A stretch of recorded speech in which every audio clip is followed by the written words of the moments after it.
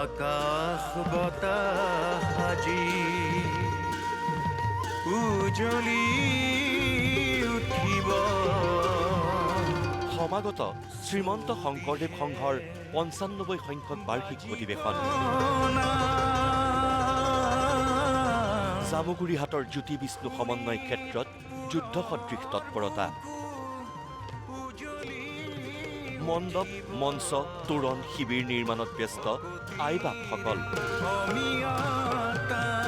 কামৰ মাজতে নামৰ ধ্বনিৰে মুখৰিত অধিৱেশন থলী।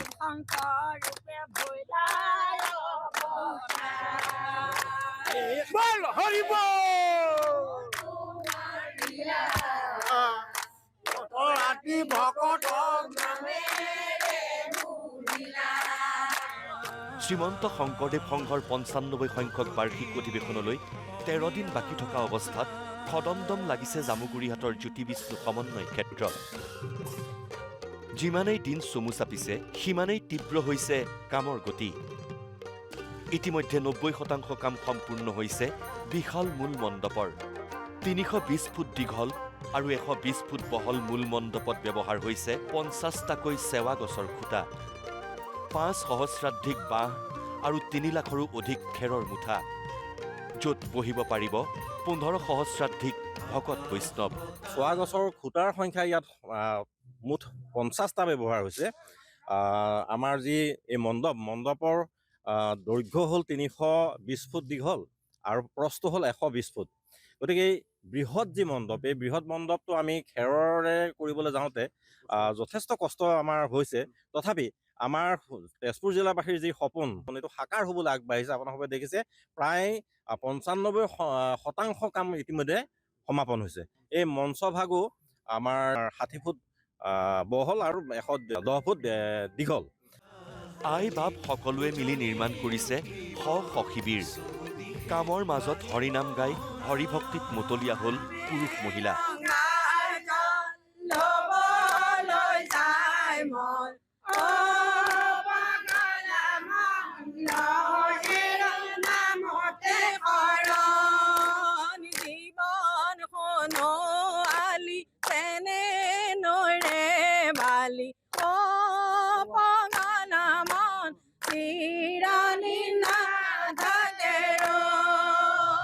স্থাপন কৰা অস্থায়ী নামঘৰতো চলিছে ৩ প্ৰসংগ নাম কীৰ্তন।